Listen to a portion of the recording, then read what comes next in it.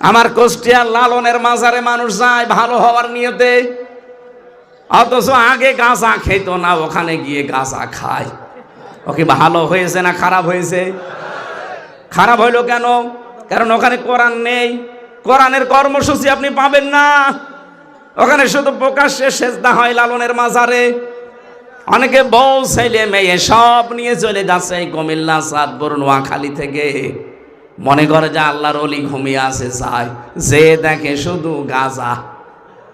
বাংলাদেশে একটা জায়গা আছে যেখানে পুলিশ পাহারা দিয়ে নিশ্চিন্তায় গাঁজা খাওয়ায়, একটা জায়গা আছে, কোনো চিন্তা নেই। যদি গাঁজা একেবারে নির্ভেজাল ভাবে খেতে চান ওই মাজারে যাবেন, ওখানে কোরআনের কোন নিয়ম নীতি বলবেন চলতেও দেবে না, চলেও না। যেহেতু কোরআন নেই এই জন্য ওখানে যারা যায় ভালো হওয়ার পরিবর্তে আরো কি হয়? আরো জোরে বলেন কি হয়? এই জন্য আজকে সিদ্ধান্ত নেওয়া লাগবে, শুধু হাদিস শোনা না। যেহেতু আদাল্লাহুল্লাহ, আল্লাহ নিজে খারাপ বানায়। বাংলাদেশে যেই দরবারে কোরআন চলে না, কোরআনের নিয়ম নীতি নেই, ওই দরবারের প্রতিষ্ঠাতা যদি আমার বাবাও হয়, আমি ওখানে আর নেই। বলেন এটা মানা যাবে না ইনশাল্লাহ? এই থানা থেকেই শুরু করবেন নাকি এই থানা এসব নেই? আছে।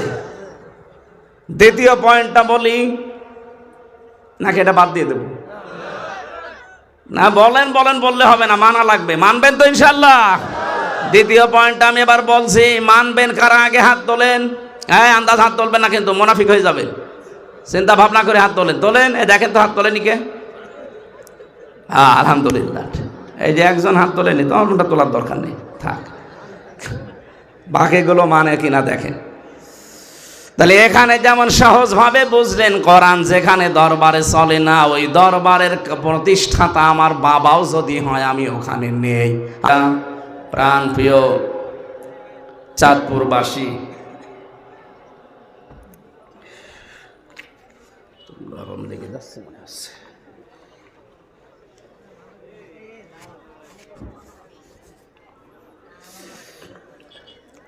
আল্লাহর দরবারে শুকরিয়া জানাচ্ছি, যিনি কোরআনের জন্য এই রাতের বেলা ধৈর্য এবং সহ্য নিয়ে বসে থাকার তৌফিক দিয়েছেন। আলহামদুলিল্লাহ। কোরআনে কারিমে আল্লাহ জানিয়েছেন, যারা শুনতে আসে কোরআন তাদেরকে দুইটা হুকুম মানা লাগবে। এক নম্বরে ফাস্তামিউ,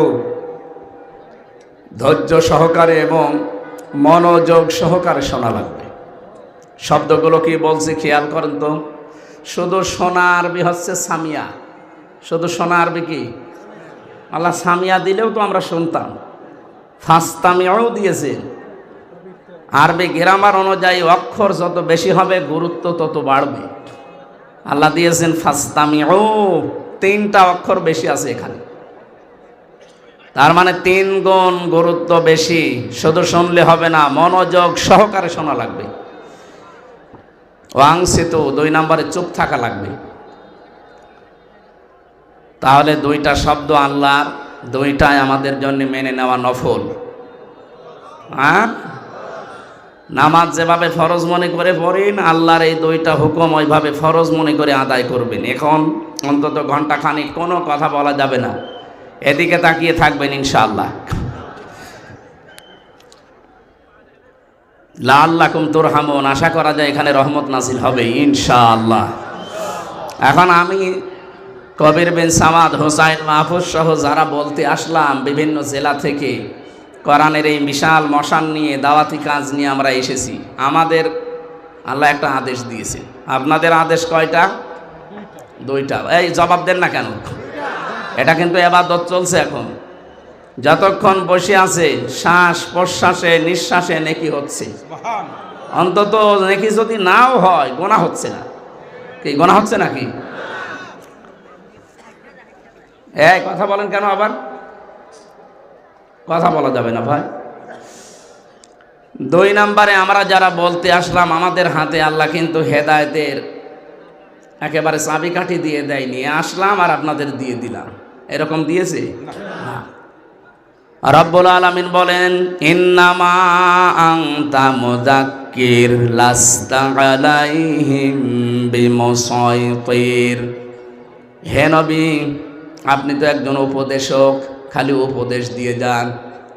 আপনাকে আমি দারোগা পুলিশ করে পাঠাইনি যে পিটিয়ে মানুষ হেদায়েত করা লাগবে, কোনো দরকার নেই। কুলিল হাক্কু মির রাব্বিকুম ফামান শাআ ফালিয়ুমিন ওয়া মান শাআ ফালিয়াকফুর। হক কথাগুলো তুলে ধরবেন, যার ইচ্ছা হয় সে মেনে নেবে, যার ইচ্ছা হয় সে কুফরি করবে। ইন্না আ'তাদনা লিয-যালিমিনা নারা। আমি আল্লাহ অবশ্যই জালেম যারা তাদের জন্য আগুন তৈরি করে রেখেছি। বলেন নাউজুবিল্লাহ। এই কি এত জরুরি কথা বলেন আপনি?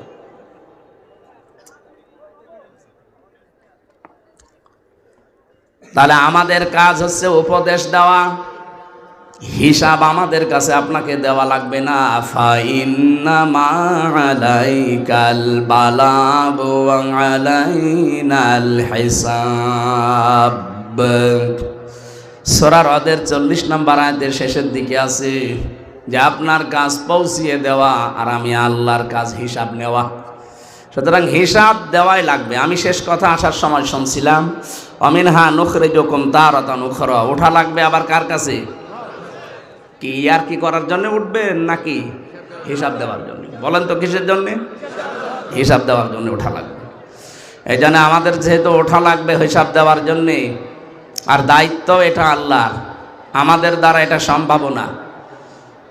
দুনিয়া তৈরি হওয়ার পর থেকে আজকের এই দিন পর্যন্ত, এখান থেকে কিয়ামত পর্যন্ত কোটি কোটি মানুষ আসবে, এদের হিসাব ইন্নাল্লাহা সারিউল হিসাব। আল্লাহ বলেন একেবারে দ্রুতভাবে আমি হিসাব নিয়ে নেব। এ পৃথিবীর বিচার ব্যবস্থার সাথে মিলবে না। আমাদের এই পৃথিবীতে বিচার হয় সাক্ষীর ওপরে ভিত্তি করি। কি কথা বলেন না কেন? ইউরাফুল মুজরিমুনা বিসিমাহুম ফায়ুখাযু বিন নাওয়াসি ওয়াল আকদাম ফাবিআইয়ি আলাই রাব্বিকুমা তুকাদ্দিবান। রব্বুল আলামিন বলেন, কিয়ামতে অপরাধী যারা, এ মানুষগুলোকে আমি জিজ্ঞাসাও করব না যে এই অপরাধ করেছিলি, না। ওনার বিচার পুরাটা আলাদা। উনি শুধু আপনার অপরাধের চিহ্নগুলো এই শরীরের ভেতরে ফুটিয়ে তুলবে। এদের তাফসিরে আমি 10 প্রকার আকৃতির নাম পেয়েছি। কিয়ামতে কারো আকৃতি হবে কুকুরের মতো, কারো শুকুরের মতো, কারো সাপের মতো। সাপের কাজ কি? একটা মানুষকে সবল দেয়, লোকটা মরে যায়। সাপের কোনো লাভ হয় না, না। মাঝখান থেকে ওর জীবনটা শেষ হয়ে গেল। বহু মানুষ এই পৃথিবীতে এমন আছে, সকালবেলা উঠেই ওর ধান্দা থাকে কার ক্ষতি করব, কিন্তু নিজের কোনো লাভ হয় না। মাঝখান থেকে একটা লোক বিপদে পড়ে যায়, তাও যেমন তেমন বিপদ না, বিশাল বিপদে পড়ে যায়। সারা জীবন তখন তার এই দুঃখের বোঝা, কষ্টের বোঝা বহন করা লাগে। মাঝখান থেকে যেই লোকটার কারণে বিপদে পড়লো, ওর কিন্তু সেরকম কোনো লাভ হয়নি। লাভ হয়েছে দুনিয়ার হয়তো কিছু। ঘরে ঘুমিয়ে আছি, কিছুই জানি না, চোখ খুলে দেখছি হাসতে। কি গো, তুই গাছ কেটেছিস? কখন? স্বপ্নে। এটা চলছিল না 11-15 বছর? এইটা চলছিল। আমি নিজে তো ভিকটিম, আমি দেখেছি, কিচ্ছু জানি না। বাড়ি থেকে নিয়ে গেল, পরের দিন পেপারে দেখছে যে কুষ্টিয়ার মজমপুর থেকে আমরা নিয়ে এসেছি। পুরাটা বানোয়াট, মিথ্যা কথা। এই যে মিথ্যা দিয়ে আরম্ভ হয়েছিল, পুরা 3টা বছর মিথ্যার ওপরেই ছিল। আমার রিমান্ডে থেকে শুরু করে একেবারে বের হওয়া পর্যন্ত একটা কথাও কোনোদিন আমি সত্যি পাইনি। পুরাটা ওরা যা বলেছে করেছে সব মিথ্যা। যে লোকগুলো এই কাজ করি আমার এই জীবন থেকে 3টা বছর কেড়ে নিলেন, যারা এর সাথে জড়িত, কি লাভ হয়েছে আপনার?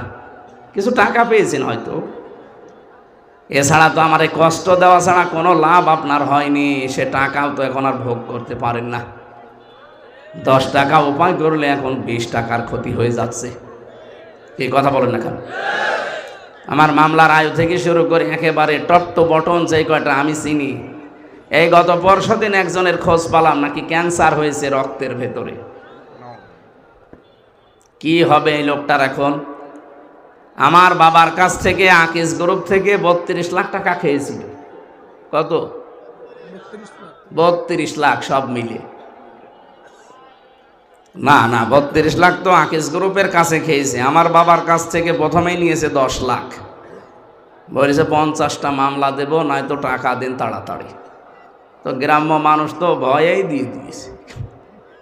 এইভাবেই 3টা বছর বিভিন্ন কায়দা কৌশল করে করে টাকা নিয়েছিল। সব মিলে 2 গ্রুপের কাছ থেকে আমার বাবা আর আকিস গ্রুপ মিলে আমার মনে হয় 50 লাখের উপরে খেয়েছে তারা। কি করলেন এখন? যদি রক্তের ভেতরে মানুষের 5 প্রকার ক্যান্সার হয়, ওনার তো 1 প্রকার ধরা পড়েছে। ও যা নিয়েছিলেন এখন তো 14 বংশ বিক্রি করে ঔষধের পয়সা হবে না। কি কথা বোঝেন আমার? এই জন্য অবৈধ ইনকাম যারা করে, চর্ম চোখে দেখতে মনে হয় টাকা পয়সা মাল পানি ভালোই আসতেছে, কিন্তু না, একদিক থেকে যদি আসে 10 দিকে যাওয়ার রাস্তা খুলে যায়। যারা এই যে সুদ খান, টাকা ছেড়ে রাখে, টাকা আসে নাকি এলাকায় সব নেই? হ্যাঁ, এখানে যারা এই কাজে আছেন, আপনি মায়ের সাথে জেনা করছেন, হ্যাঁ, আপনি যাই নাউজুবিল্লাহ বলেন আর আলহামদুলিল্লাহ বলেন, আপনি এই কাজে আছেন। এর 33টা গোনা হয় সুদ খেলে। নিম্ন গোনা মায়ের সাথে জেনা করা, আর উপরের গোনা আল্লাহ রসুলের সাথে যুদ্ধ করা। তো উপরেরটা যদি নাও করেন, অন্তত নিচেরটা তো করছেন। এই যারা টাকা ছেড়ে রেখেছেন, 1000 টাকা দিলে মাসে মাসে আরো 200 টাকা বেশি দেয়। যারা এ কাজ করছেন, এটা ছেড়ে দেওয়া লাগবে ভাই, নাই তো আপনার নামাজ, রোজা, হজ, যাকাত যাই করছেন, দান সাদগা, এসব মাঠে মারা যাচ্ছে। সুতরাং এইগুলো থেকে বেশি বাঁচিয়ে রাখা লাগবে না, যে নামাজ যেন অন্তত বেঁচে থাকে, আমার রোজাটা যেন অন্তত হয়, এজন্য সুদ ছেড়ে দেওয়া লাগবে। যারা যারা এগুলো করছেন ছেড়ে দেবেন, হাত তোলেন তো কারা ছাড়বেন? ও, এলাকায় সুদ চলছে তাহলে, ভালোই আছে, ঠিক আছে। আপনারা যখন হাত তুললেন যে ছেড়ে দেবেন, আলহামদুলিল্লাহ। আপনি সুদের টাকা মাসে মাসে নাই 20,000 ইনকাম করলেন, দেখবেন আপনার 1 মাসে 30,000 টাকা চলে যাওয়ার রাস্তা আল্লাহ তৈরি করে দেবে। হয়তো এমন একটা অসুখ দেবে যে 20,000 টাকার ওষুধই লাগে। বলেন তো, রোগ দেওয়ার সঠিকভাবে বলবেন মালিককে। ওয়াইদা মারিদতু ফাহুয়া ইয়াশফিন, আমি যখন অসুস্থ হই আমাকে শেফা দেয় কে? ঔষধ তো একটা ওসিলা। উনি যদি বলে যে না হবে না, তামাম দুনিয়া খেয়ে ফেললো, আপনি সুস্থ হবেন না। এ বিশ্বাস আমাদের আছে তো? এই যে দোয়াটা বললাম, ওয়াইদা মারিদতু ফাহুয়া ইয়াশফিন, এটা আমাদের জাতির পিতার দোয়া, ইব্রাহিম আলাইহিস সালামের। উনি দোয়া করেছিলেন, ওয়াইদা মারিদতু ফাহুয়া ইয়াশফিন, যখন আমি অসুস্থ হই আমাকে শেফা দেয় কে? এই জন্য অবৈধ ইনকাম করে আসবেন ঠিক, তো এমন একটা অসুখ লাগিয়ে দেবে। 20,000 টাকা উপায় হলে দেখা যাচ্ছে 25,000 টাকা চলে যাচ্ছে বিভিন্ন রাস্তায়। নিজেকে কন্ট্রোল করেন, এরকম বড় বড় বিপদ থেকে আল্লাহ আপনাকে বাঁচিয়ে রাখবে ইনশাআল্লাহ। কিছু মানুষের চেহারা হবে কুকুরের মতো। কুকুরের কাজ কি? 2টা কুকুরকে আপনি পাশাপাশি খাবার দেবেন, একটাকে যা দিয়েছেন ও কিন্তু সারা দিন খেয়ে শেষ করতে পারবে না, এরপরও পাশেরটায় হামলা দেয়। এটা কুকুরের স্বভাব। এই বাংলাদেশে বহু মানুষের স্বভাব এরকম ছিল, ওর নিজের যা আছে মরণ পর্যন্ত খেলেও শেষ হতো না, এরপরও জনগণেরটায় হামলা দিয়েছে। এগুলো কিয়ামতে যখন উঠবে দেখবেন মানুষের আকৃতি থাকবে না, ওদের আকারের উপরে কুকুরের চেহারা ভেসে উঠবে। কেন? ওয়ালাকাদ কাররামনা বানি আদম, আমি বনি আদমকে সম্মানিত করেছি, এত সুন্দর করে এর চেহারাটা বানালাম, মায়ের পেটে আমি ওকে হারাম খাওয়াইনি। কথা বলছে না কেন? মায়ের মাসিক অসুখ বন্ধ করে রক্তটা আমি নাভির ভেতর দিয়ে দিয়েছি, তাও মুখ দিয়ে দেইনি, এটা পবিত্র রাখলাম। অথচ দুনিয়ায় যাবার পরে এই পবিত্র মুখ দিয়ে কত অপবিত্র জিনিসের ভেতরে লাগায়। এই বিড়ি সিগারেটও কিন্তু ওই পর্যায়ে পড়ে। সুতরাং এটা যারা খান, এটা বন্ধ করবে। কি একটা আইন হয়েছিল না স্যার, যে বিড়ি প্রকাশ্যে সিগারেট খেলে কত টাকা জরিমানা জানো? 50 টাকা। আছে এখন আর কো না, আইন করেই তো শেষ। আসলে অনেক পুলিশ ভাইও দেখি খায়। এই জন্যে ভাইরা যারা আইনে আছেন অন্তত আপনারা একটু কড়াকড়ি করবেন।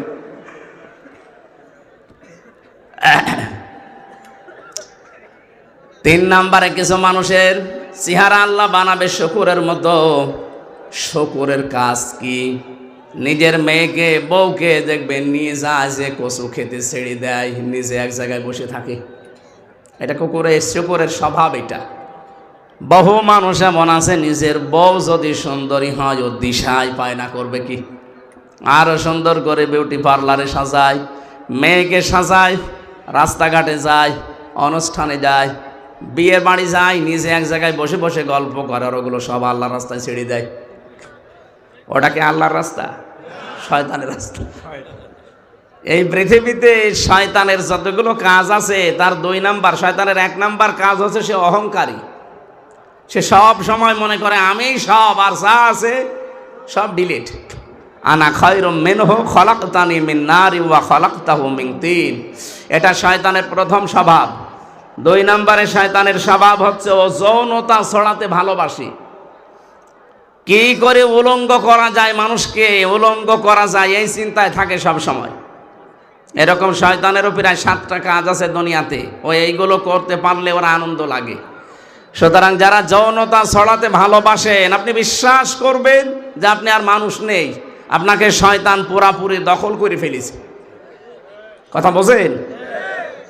আজকের এই যে ভাইস চেয়ারম্যান, উনি সাবেক, উনি যদি এখন বাড়ি যায়, বাড়িতে যাওয়ার পরে সালাম দিয়েছে স্ত্রীকে, ওনার বউ যদি বলে ওই কুকুরের বাচ্চা, ওনার রাগ হবে না?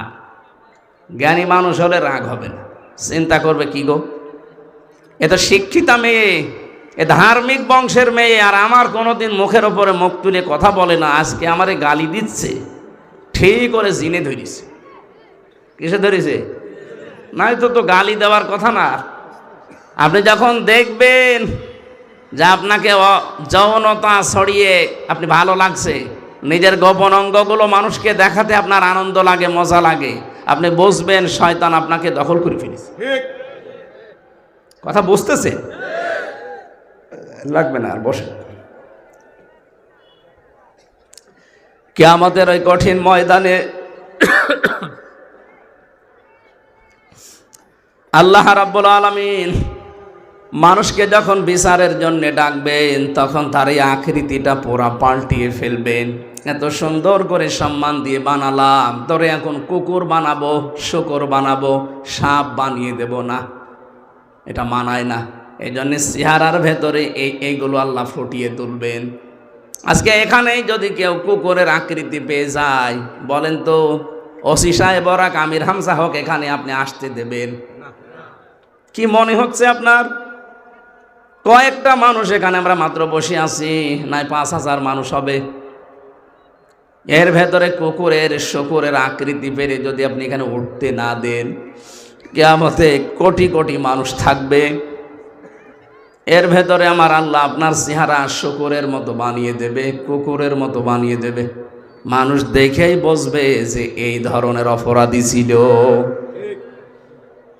2 নম্বরে কোরআনে পেয়েছি সূরা ইয়াসিনের ভেতরে, ওয়ামতাজুল ইয়াউমা আইয়ুহাল মুজরিমুন।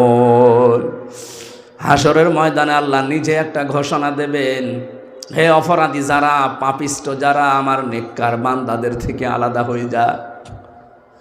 আজ হয়তো আমার অপরাধগুলো শরীরে লেখা নেই, এজন্য অনেকে টের পায় না। কিয়ামতে কিন্তু এগুলো সব লেখা থাকবে, কে কোন ধরনের অপরাধ করেছে। ময়দানে মাহশারে যদি আল্লাহ বলে, হামজা আজকে আমার নেককার বান্দা বান্দিদের থেকে তুই বের হয়ে যা, কি অবস্থার তৈরি হবে ওইটা সামনে নিয়ে আপনি বলেন। এজন্য হক কথাগুলো আমার ছড়ানো দরকার।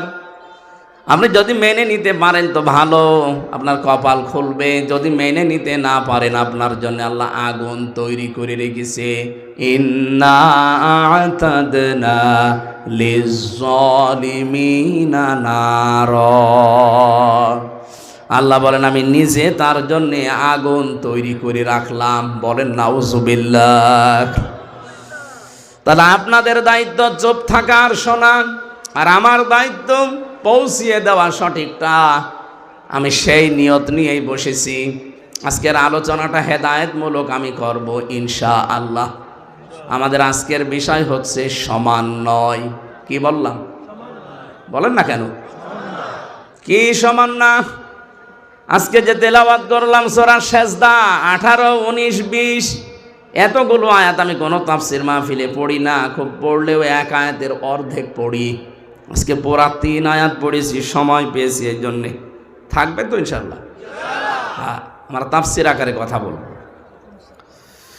সমন্বয় যেহেতু বলেছি, আমরা সেজদা, সূরা সেজদা থেকে পড়েছি। এত বড় একটা সুন্দর সূরা, সূরা সেজদা, 30টা আয়াত আছে, 3টা রুকু আছে। পুরা কোরআন শরীফের ভেতরে 30 আয়াত বিশিষ্ট সূরা আমি পেয়েছি 2টা, সূরা মুলুক আর সূরা সেজদা। বিশ্বনবী সারাটা জীবনে এই 2টা সূরা পড়িয়ে তারপরে ঘুমাতেন। বলেন সুবহানাল্লাহ। এত দামি সেজদা, নাম শুনলেই বোঝা যাচ্ছে এর ভেতরে এমন একটা কিছু আছে যেটার উপরে আমার আল্লাহ খুশি হয়। সেজদা এত দামি জিনিস, কোনো মানুষ যদি সেজদা না দেয়, আমার আল্লাহ পাক এই পৃথিবীতে সবচাইতে বেশি রেগে থাকে তার উপরে। চাঁদপুরবাসী আমরা অনেক মানুষ এখানে আছি, সুস্থ সবল থাকার পরও আমরা নিজেরা আল্লাহকে সেজদা দেই না। তাফসিরের ভেতরে একটা ঘটনা পড়েছি, এদিকে তাকান। শয়তান মানুষের রূপ ধরেছে একবার, আল্লাহর এক বান্দার সাথে দোস্তি করেছে, সারাদিন তার সাথে চলাফেরা করে, ওঠা বসা করে, বন্ধুত্ব করে ফেলেছে। হঠাৎ সন্ধ্যার পরে যতদূর গেছে আর আসা সম্ভব হয়নি, এক গাছের নিচে আশ্রয় নিয়েছে। হঠাৎ করে শয়তান ডাক দিয়ে বলে, বন্ধু আমি আজকে আর তোমার সাথে থাকতে পারলাম না, আমি বিদায় নিলাম। কেন? সারাদিন তো কথাবার্তায়, ওঠা বসায়, চলাফেরায় তো ভালোই ব্যবহার ছিল, বন্ধুত্ব হয়েছিল, চলে যাবেন কেন? এবার প্রশ্ন করছে, কি তুমি আমার চিনতে পেরেছো? বলে না, আমি শয়তান। কে? লোকটা বলছে, কি আশ্চর্য, আপনি পরিচয় যখন দিয়ে দিলেন, আপনাকে দেখে তো আমার ভয় লাগার কথা, আর আপনি আমারে ফেলে রেখে চলে যেতে চান কেন? শয়তান জবাব দিয়েছে, বন্ধু আমি শুধু একটা সেজদা লঙ্ঘন করেছি। কয়টা? আল্লাহ বলেছিল আদমকে সেজদা দাও, আমি দেইনি। একটা সেজদা লঙ্ঘন করার কারণে যদি আল্লাহ আমার উপরে গজব নাজিল করে, 2টা জিনিস থেকে আল্লাহ আমাকে চিরবঞ্চিত করে দিয়েছে। 1 নম্বরে কোনোদিন আল্লাহ আমাকে ক্ষমা করবে না, 2 নম্বরে কোনোদিন তিনি আমাকে জান্নাতে দেবে না। এই মোবাইল বন্ধ করে রাখেন।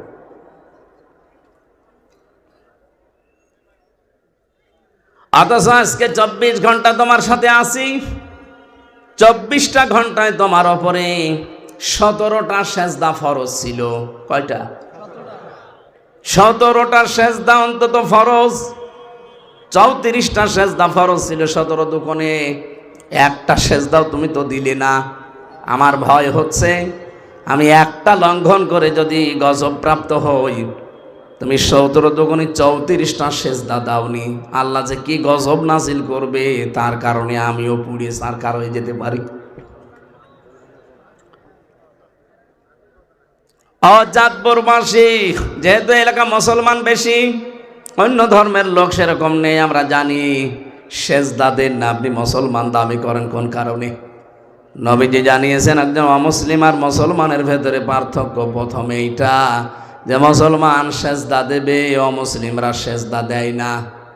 সুতরাং আমি নামাজের বিষয় আর বলবো না, আজকে ট্রান্স দিলাম এই, আপনি মুসলমান দাবি করতে হলে মাস্ট বি আপনাকে সেজদা দেওয়া লাগবে। কি? আজরাইল যতদিন না আসে এই গুরুত্বপূর্ণ বিধানটা আপনি ছেড়ে দেবেন না। সেজদা যদি কেউ ছেড়ে দেয় ফরজটা, তাহলে আল্লাহ বলেন আমি নিজে ওর দায়িত্ব ছেড়ে দেই। আল্লাহ যদি আপনার দায়িত্ব ছেড়ে দেয়, আপনি এক সেকেন্ডও শুদ্ধভাবে চলতে পারবেন না। এই যে চলাফেরা করেন, মনে করছেন আমার বাবার দেওয়া শরীরে চলি, এক পা ফেলতে হলে প্রতিটি কদমে আল্লাহর ফেরেশতার সাহায্য লাগে। প্রত্যেকটা কদমে কদমে আল্লাহ ফেরেশতা দিয়ে রেখেছেন। যদি ওনারা দায়িত্ব পালন না করে আপনি হাঁটতেও পারবেন না। এই জন্য আল্লাহ জানিয়েছেন আমি যখন দায়িত্ব ছেড়ে দেব তখন পদে পদে বিপদে পড়বে। আমি মাঝে মাঝে এই শব্দটা নিয়ে ভাবি যে আমরা বেঁচে আছি এটা একটা আশ্চর্য, আমরা মরে যাই এটা স্বাভাবিক। মানুষ মরবে এটা স্বাভাবিক বিষয়, মানুষ মরেই যাবে, কিন্তু যে বেঁচে আছি এটাতে কতগুলো অর্গান কাজ করছে আমার এই 3.5 হাত বডিতে। এই যে কথা বলতে পারি, এক একটা কথা বিজ্ঞান এখন প্রমাণ করছে। খলাকাল ইনসান আল্লামাহুল বায়ান, এই আয়াতের তাফসিরে পড়েছি এক একটা কথা তৈরি হতে 27টা স্তর পার করা লাগছে। এতটুকু একটা কণ্ঠ, এই জায়গায় 27টা স্তর পার করে একটা কথা তৈরি হয়। আমি যখন ভেতর থেকে মনে করি যে কথা বলবো, এই কথাটা ভেতরে 27টা ধাক্কা লাগে। কত? 27টা স্তর পার করে শেষ পর্যন্ত মুখ দিয়ে বের করে দিচ্ছে। তাফসিরের ভাষা হচ্ছে প্রতিটি স্তরে একজন ফেরেশতা বসে আছে। এর কাছে ও ওর কাছে, ও ওর কাছে ভাবে দিতে থাকে।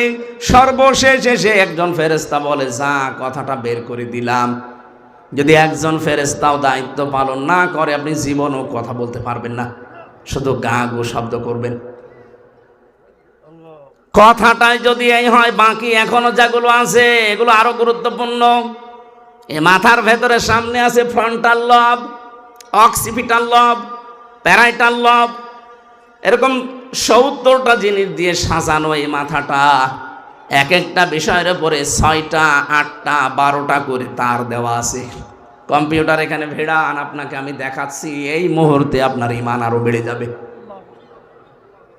কি ঘিসিমিসি করা আছে এর ভেতরে। প্রত্যেকটা তার আমাদের এই শরীরের 24 ঘন্টা কাজ চালাচ্ছে। একটা তার যদি আল্লাহ অকিছু করে দেয় আপনি পাগল হয়ে যাবেন।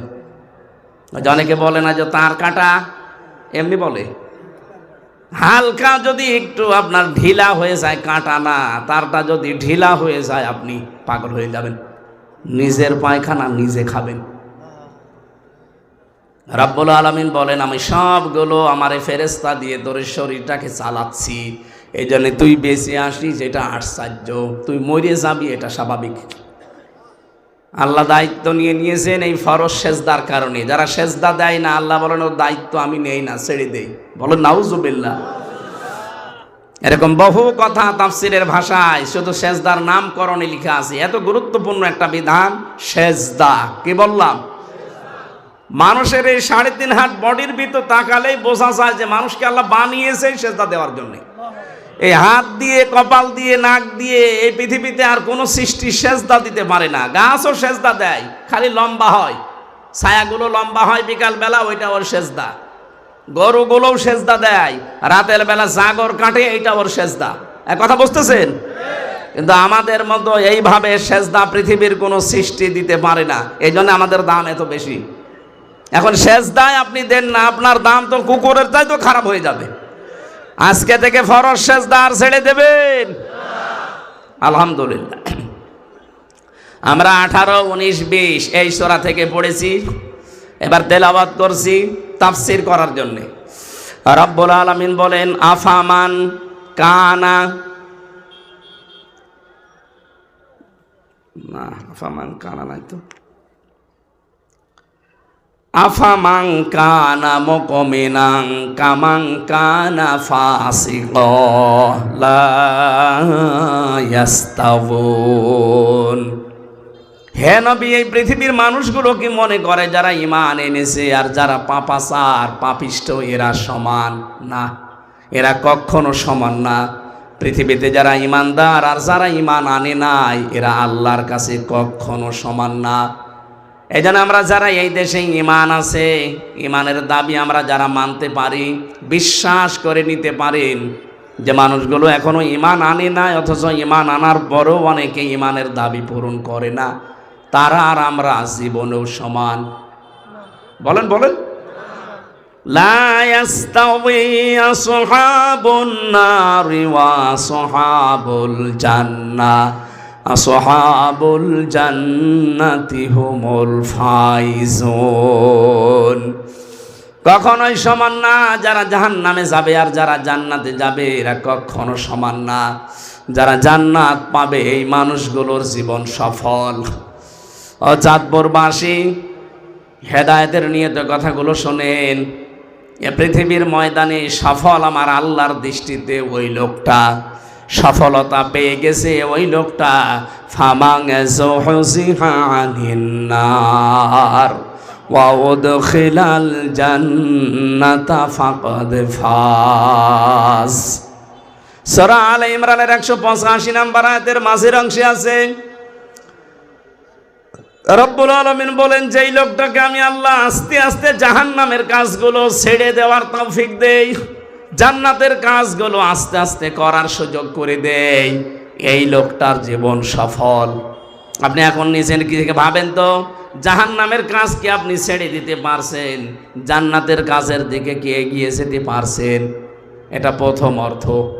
দ্বিতীয় অর্থ হচ্ছে চূড়ান্ত সফলতা ওই মানুষ পাবে যাকে জাহান্নামের আগুন থেকে মুক্ত করে আমি আল্লাহ জান্নাতি বলে ঘোষণা দিয়ে দেব। আসল হার জিতের খেলা পৃথিবীর ময়দানে হয় না। ইয়াউমা ইয়াজমাউকুম লিয়াউমিল জামঈ যালিকা ইয়াউমুত তাগাবুন। আসল হার জিত হবে কিয়ামতের ওই কঠিন ময়দানে। ওই দিন কেউ একজন আরেকজনের সমান হতে পারবে না। সুতরাং আসল হার জিত যেহেতু সামনে আসতেছে, এইটার জন্য এখন থেকেই প্রস্তুতি নেওয়া আমাদের। যারা ফাসেক ফুজ্জার, যারা গুনাহগার, যারা ইমানদার, যারা মুমিন, আপনি এদের কাজকর্ম, কথাবার্তার, অ্যাক্টিভিটিস, এদের বিশ্বাস কোনোটা এক সমান পাবেন না। পুরাটা দেখবেন এদের সব দুই রাস্তায়, কোনদিন এরা এক রাস্তায় এদেরকে আপনি পাবেন না। যারা ইমানদার এই মানুষগুলো কোনদিন অনর্থক কথা এবং কাজ করে সময় নষ্ট করবে না। ভালো করে বুঝবেন, এদিকে তাকান। ওয়াল্লাযীনা হুম আনিল লাগবি মুরিদুন। সফল কাম মুমিন যারা, তারা কখনো অনর্থক কথা কাজে এরা সময় নষ্ট করে না। অনর্থক কথার কাজ কি? যেই কথা বলতে গেলে চিন্তা করা লাগে, যে কথার দ্বারা দুনিয়া আখিরাতে কোনো উপকার আছে, যদি দেখেন না, সঙ্গে সঙ্গে সেখানে থেমে যাওয়া লাগবে। কোনো কাজ করতে গেলে যদি দেখেন এই কাজে আমার দুনিয়া আখিরাতের কোনো উপকার আছে, যদি দেখেন না, আপনি সঙ্গে সঙ্গে নিজেকে থামিয়ে ফেলবেন। এই মুরিদুন, লাগবুন, এই শব্দগুলোর ব্যাখ্যা আমি বিভিন্ন তাফসীরের সাথে মিলিয়ে দেখেছি। পৃথিবীতে সবচাইতে বড় অনর্থক কাজ হচ্ছে আল্লাহর জমিনে মানুষের তৈরি করা আইন কায়েম করার চেষ্টা করা। এটা এই দেশের মানুষকে আমরা বোঝাতে পারছি না। কোরআনের পাখি 50টা বছর চেষ্টা করেছিল এটা বোঝানোর, যে আপনারা লাগবন থেকে বিরত থাকেন, অনর্থক কাজ থেকে, অনর্থক কর্ম থেকে নিজেকে বিরত রাখেন, নয়তো সফল হতে পারবেন না। এটা 50টা বছর তিনি একটা কথা বুঝিয়েছেন। চামড়া আমাদের এত মোটা, গন্ডারের মতো, কাতো কতো দিলে নাকি 3 দিন পরে টের পায় গন্ডার। এক লোক শ্বশুর বাড়ি যাচ্ছিল, রাস্তার পাশে দেখছে একটা গন্ডার বাঁধা। গন্ডার কি কাতো কতো দিয়েছে? কাতো কতো বোঝেন না? দেখে না, গন্ডার হাসে না। 3 দিন পরে শ্বশুর বাড়ি থেকে আসার সময় দেখছে গন্ডার হাসতেছে। ডাক দিয়ে বলে, বন্ধু, 3 দিন আগে তোমারে কাতো কতো দিলাম, তখন তো হাসলে না, এখন হাসতেছ।